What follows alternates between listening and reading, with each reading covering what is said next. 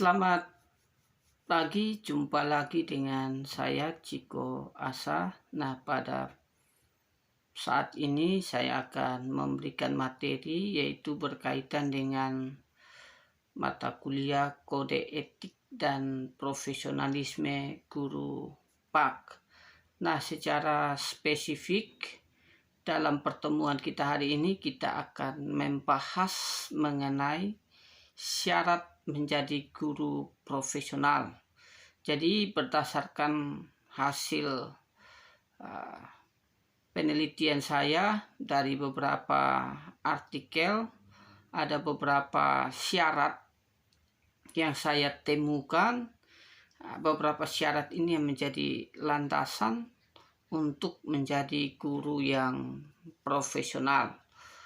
Nah, syarat untuk menjadi guru yang profesional yang pertama adalah mengerti dan menyenangi dunia pendidikan dan didukung dengan kompetensi profesionalisme.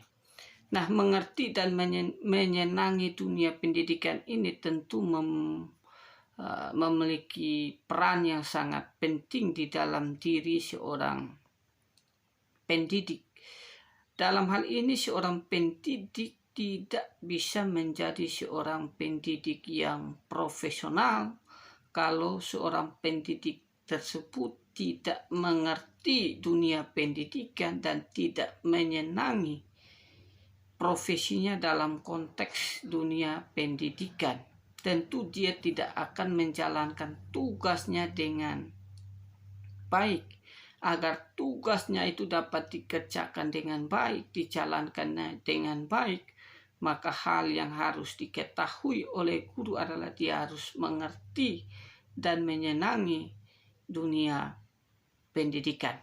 Nah, hal ini didukung oleh kompetensi yang ada di dalam guru tersebut. Nah, kita ketahui bahwa kompetensi di dalam pendidikan ada 4, yaitu kompetensi pedagogik, ada kompetensi sosial, kompetensi kepribadian, dan kompetensi profesionalisme. Tentu keempat kompetensi ini harus dikuasai oleh seorang guru. Sehingga apa? Sehingga guru tersebut dapat menjalankan tugasnya secara profesionalisme. Bagian yang kedua, syarat yang kedua yang harus dimiliki oleh guru agar menjadi guru yang profesional, yang kedua adalah menerapkan prinsip-prinsip mengajar yang baik serta mempunyai komitmen yang tinggi terhadap pendidikan.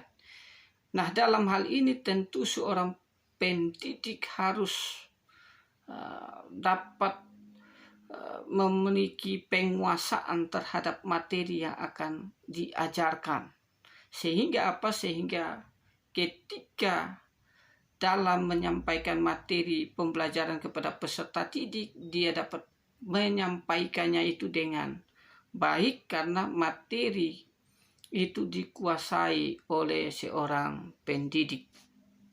Jadi bagian yang kedua, guru harus menerapkan prinsip mengajar yang baik sehingga pembelajaran itu dapat tercapai secara efektif dan efisien.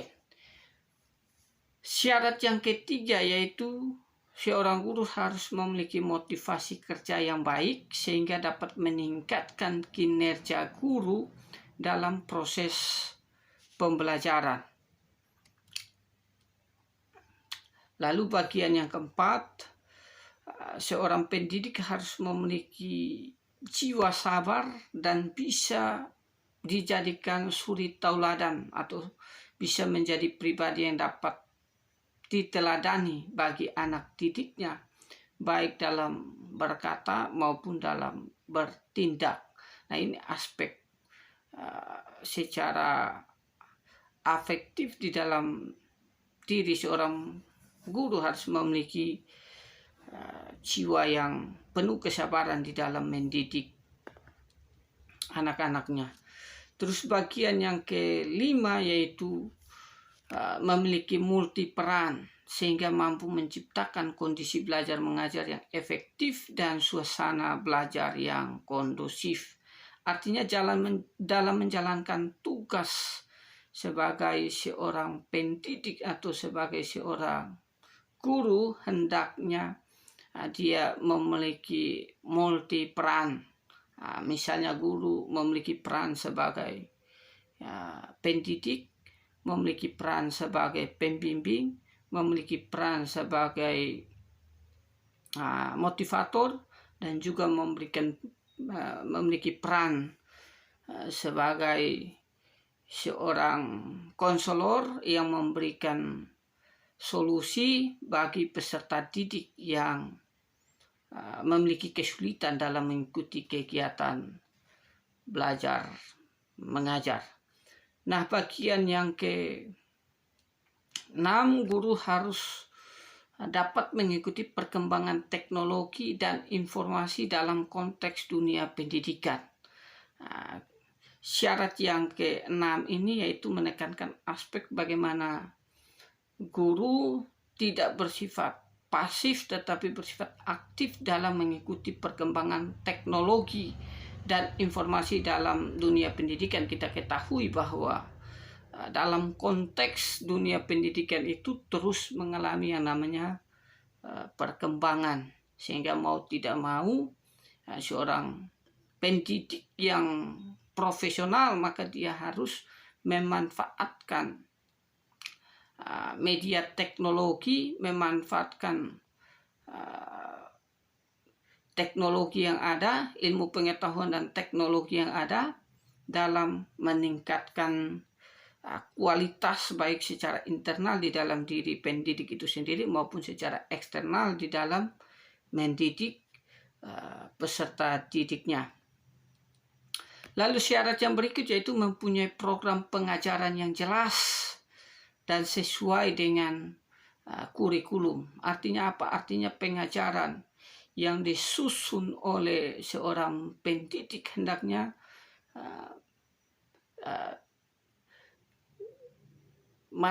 muatan materi itu bisa dijelaskannya dengan baik dan mempermudah peserta didik untuk memahami materi-materi yang disiapkan atau yang akan dijelaskan oleh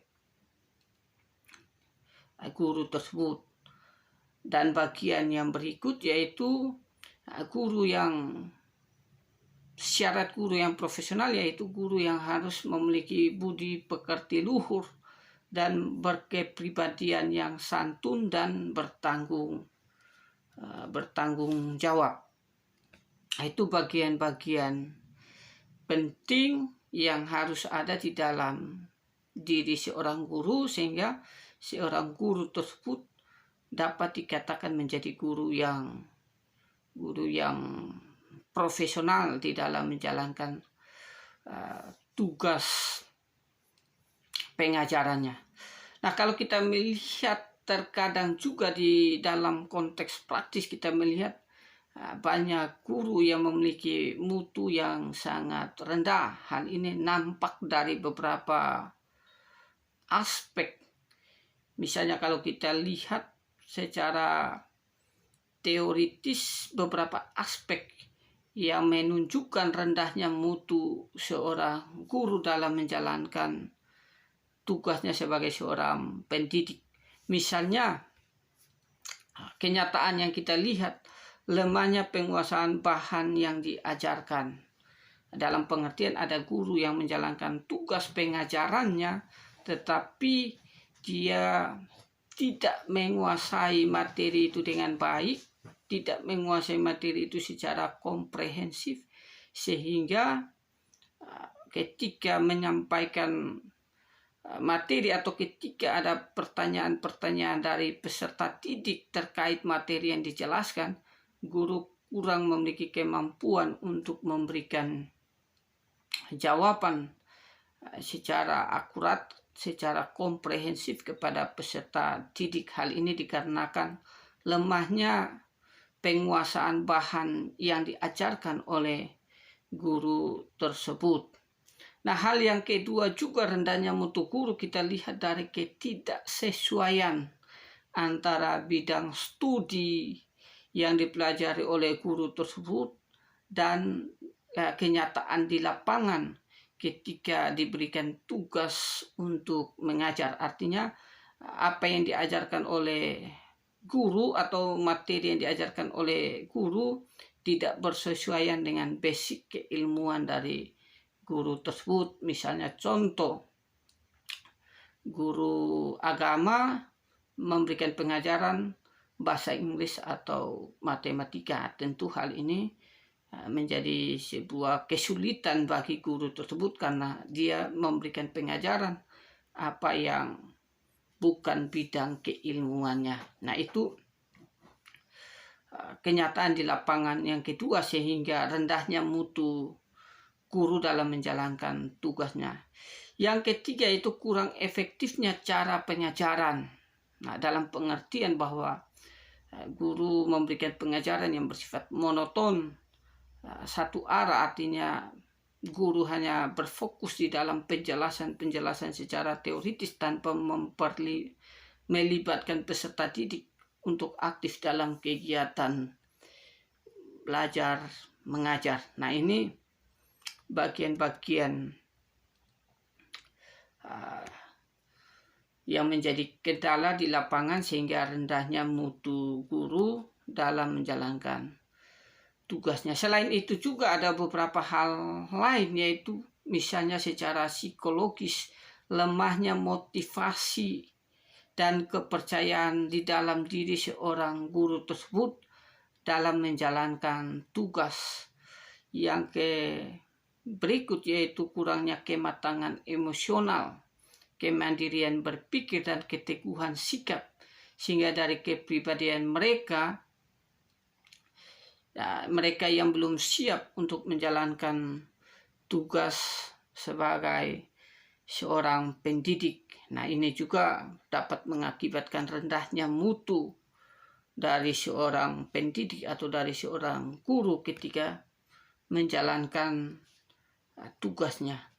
Nah, ini bagian-bagian yang dapat kita pelajari, yaitu apa yang menjadi syarat agar guru menjadi guru yang profesional, dan kita melihat juga kenyataan di lapangan rendahnya mutu guru tampak dari beberapa hal yang sudah saya jelaskan. Kiranya materi yang singkat ini bisa menambah pengetahuan kita, pengertian kita tentang syarat untuk menjadi guru yang profesional serta masalah-masalah praktis ketika guru menjalankan tugas. Sekian dan terima kasih.